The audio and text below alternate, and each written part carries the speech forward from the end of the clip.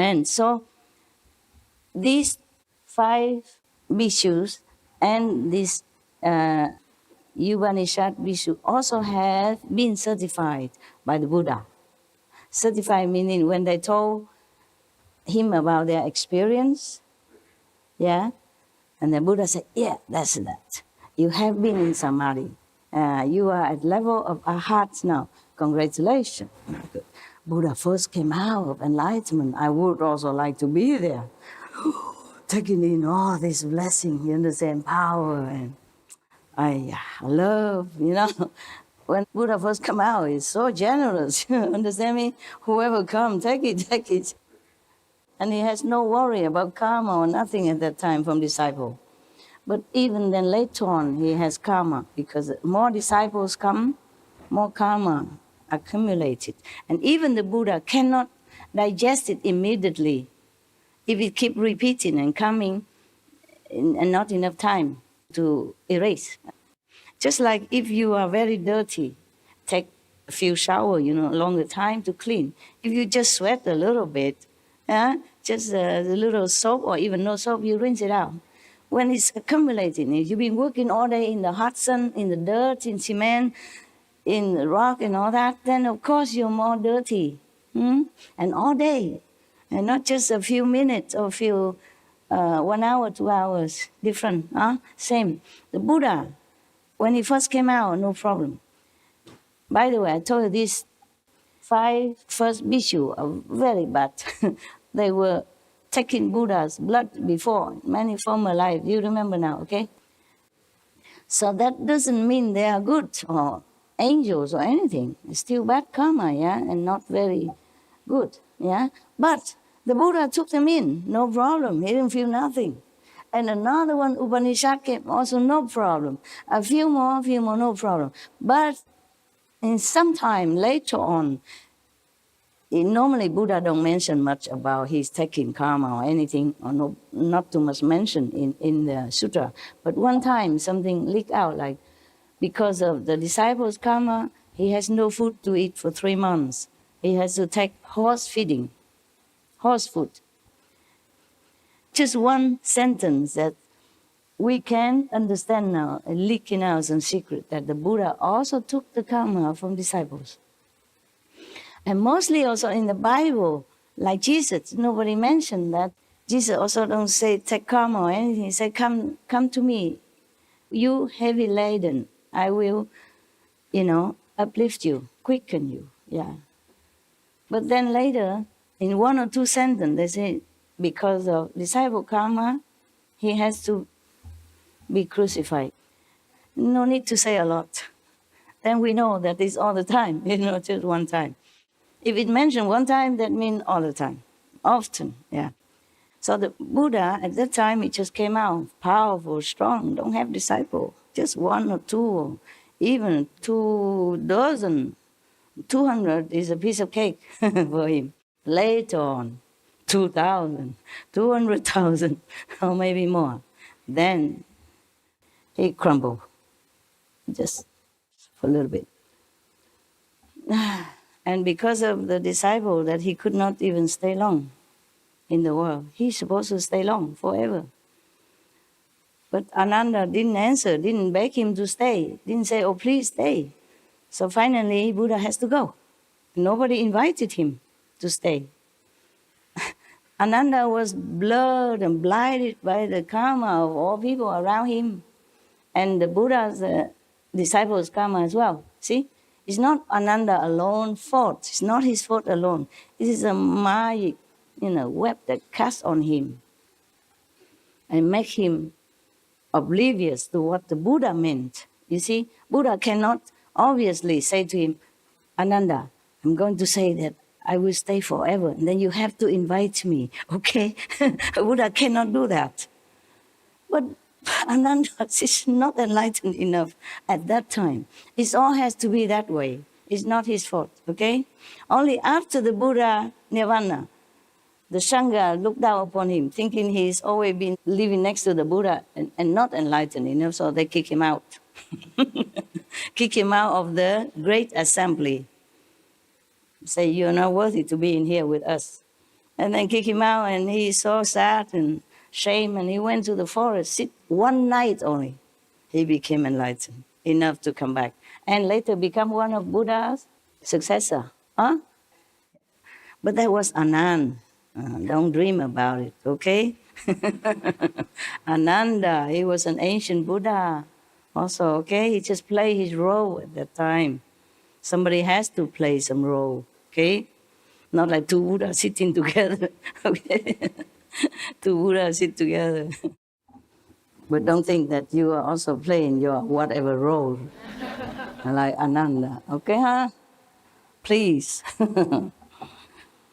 So, when the Buddha certified, somebody said, oh, okay, that's level, you are Arhat. That's why he said that. So form is the superior means. At that time, because of the power of the Buddha blessing, so he suddenly realized that all form in this world are impermanent and made of dust only, and then it will return to dust. Yeah. Therefore, he became enlightened at that time. Maybe the Buddha taught him thus. Yeah, because the Buddha also taught this kind of method to some of the bodhisattva at that time. Yeah. No. So there's the person now, another bhikkhu, the pure youth, younger monk, adorned with fragrance. That's probably his name. Okay, sometime in India they have names like that. Yeah, remember the Buddha name Clear Light. Yeah, it's just a translation of the name. Yeah, it's like my name, the Chinese is Ching Hai, translated to pure ocean. Huh? Like that. Just like your name, maybe Rose. It's a flower. Yeah? Okay, so the pure youth, one of the pure monk, young, adorned with fragrance, his name, arose from his seat, bowed at the Buddha's feet. Tradition, I told you already, Buddha didn't want to do that. Buddha did not ask anybody to do it, but he just let it be, okay? Otherwise, everybody come up and bow and say, no need, no need. And then everybody else come, no need, no need. He would say all day, no need, please don't. Too much trouble. In my time, it's easier because I talk in the microphone and people record it and you already overheard it. Master said, don't bow to her. Don't pay obeisance. Don't prostrate. Nothing like that. Also, I don't need a lot of hurrah, okay? All right, now, I know you love me. That's why you forsake your comfortable home to come here cramping together. And I do know that, huh? All right, you can express yourself sometimes, but not always. Okay, no need. We family, okay? If you see your mother coming from work, you clap. Or if your boss coming to work with you, you clap. Okay. But even then, I record it in recording, and we have SMT, tell people, don't need to bow to me. And still, one time, one of Vietnamese old man, comrade from Vietnam, he want to prostrate to me 3 times. He said because it's a Vietnamese tradition that when you accept by a master that you respect and believe, you must prostrate 3 times. And some also bring some gifts, tradition. But I say, no, nobody prostrate to nobody here. Don't do it. Because if you prostrate to me, I have to prostrate to you, and I'm too old now. My knees doesn't like too much trouble. So I have to tell him many times, and then he stopped. But he did not even feel very, happy about it. For him, it would have been better if he prostrate 3 times. Then his heart would feel more complete. Fulfilled. More fulfilled, yeah, more contented, yes. I know that, but I cannot let him. He just have to prostrate to the Buddha somewhere else, yeah? And prostrate, maybe he can do it at home, private, with privacy, in front of the photo, okay, nobody say anything. Why have to do in front of the assembly? And if I let him, then everybody want to do that. Why him? Why? And then everybody come and prostrate, and then we have no time for anything. Look, if I sit here waiting for all of you, come in front of me, prostrate 3 times. Imagine when it will finish. Yeah? And waiting as well, and dusty, and no time for Surangama Sutra, no time for eating dinner, no breakfast, no cleaning the hall, no meditation, nothing, just prostrating all day long. In queue. In queue. Understand? Yes, we have respect inside, and it's fine. I know you love me. Somehow you do, yeah? At least most of you. It doesn't matter if you don't love me. I love you. That's 100%. Okay? Just like one man who was very much in love with one girl, but she's not in love with him. The story I told already before, but it's very appropriate here. So the man, he keep following, he keep like chasing her some every way and giving her gifts and stuff like that. And the other friend feels sorry for him. Oh, she doesn't like you. Huh? She doesn't love you. She doesn't care about you. Why you waste your time? No. Our love is 100%. What are you talking about? The man said, who? Who 100%? You mean she loved you 50? He said, no, I love her 100%. My love is enough to cover for both. Yeah, what logic. It's so cute. All right, then. So he said to the Buddha, this adorned with fragrant adorned Bhikshu tell Buddha that I heard the thirst come one teach me to contemplate attentively all conditioned appearances. After I heard thus from the Buddha's instruction, I sat in repose in the quiet of a pure dwelling, just like you sit, in your corner at home meditation. I sit in a quiet corner of a pure dwelling. When I saw the bhikshu light sinking incense, the fragrant scent quietly enter my nostrils. I contemplated this fragrance. It did not come from the wood. It did not come from the emptiness. It did not come from the smoke. And it did not come from the fire. There was no place where it came from, and no place it went to. Because of this, my discriminating mind was dispelled, and I attained the absence of outflows. The third come one certified me and called me adorned with fragrance, according to his experience. Defiling scent suddenly vanished, and wonderful fragrance was both secret and all-pervasive. Again, it was through the adornment of fragrance that I became an arhat. So, the fragrance awakened him. But this is different. It's not like you sit here, I put an incense next to your nose, and you became an arhat. I wish I could. Then I would buy all of the incense in the whole world and put a bunch in front of your nose. Then we are done with, and I don't have to come here. Yeah?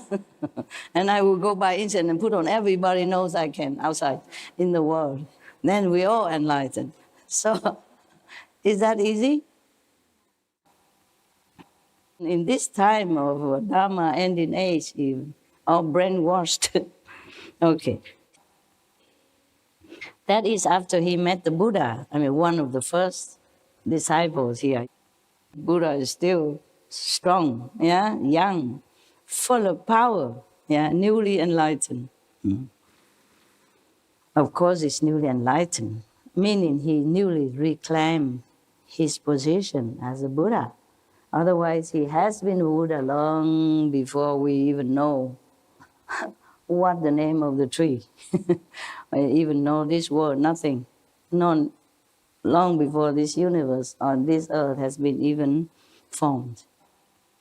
eons already. So now, when Buddha talked to him, instructed him to contemplate on the conditioned appearances, just any appearance. You know, the Buddha taught him different method. At that time, and in any time, I'm telling you, most masters don't teach you immediately the Kuan Yin method. Have to first purify you, like Milarepa. His master make him work and work and work from one house to another, saying there not good enough, make another one over there. And then over there, no, no good, take it, make it over there. You understand what I'm saying? Yeah. Also same it with many Indian master before. They teach you something else first. So like that. So the Buddha taught this bhikkhu when he first came. When he first came, he wasn't even monk. Yeah, maybe just the lay people and who want to follow him. Then they became monk later on. Because if they want to stay with the Buddha, they have to take care of themselves, you know? They cannot just rely on the Buddha to go shopping, go for shopping for them or cooking for them, yeah? Or make money, buy food for them. No, cannot, huh? Okay. So after he heard this, the Buddha tell him to concentrate, you know, in meditation and conditioned form. Conditioned form means it will be born and then it will die. Just like our life is conditioned like that. Sometimes some teacher, or maybe Buddha at that time also teach you to contemplate on the light. Yeah, one light, like the flame of the candle. Okay, when I saw the bhikkhu light sinking incense, the fragrance, you know, that's why he attained the absence of outflows, mean he is purified. Yeah, good. No more mundane thoughts will come from his mind or enter his mind. Understand? No obstruction. The Buddha certified him and called him adorned with fragrance. And then any defiling scent suddenly vanished, and wonderful fragrance was both secret and all pervasive. You see, this is different type of fragrance that he smelled. He saw the bhikkhu, other bhikkhu were lighting incense. Some incense were sinking, maybe half broken already, and no more flame, no more burning. So some bhikkhu, some monks, take turn, probably on duty. They come and light this incense again. Sinking means no more. You see, the incense was like falling down, the ash falling, no more burning. So some bhikkhu lighting it. And then at that time, he happened to be nearby. And he saw it and then he smelled the incense. But it was both secret and all pervasive, meaning he saw it outside, he smelled it from his nose, but then he can feel the whole universe, the whole earth was filled with the fragrance. That's why it's all pervasive. Yes. And then he attained Arhat, frank. So the Buddha asked about perfect penetration. As I have been certified to it, the adornment of fragrance is the superior mean. For him, it's a superior means. Okay? For him, of course.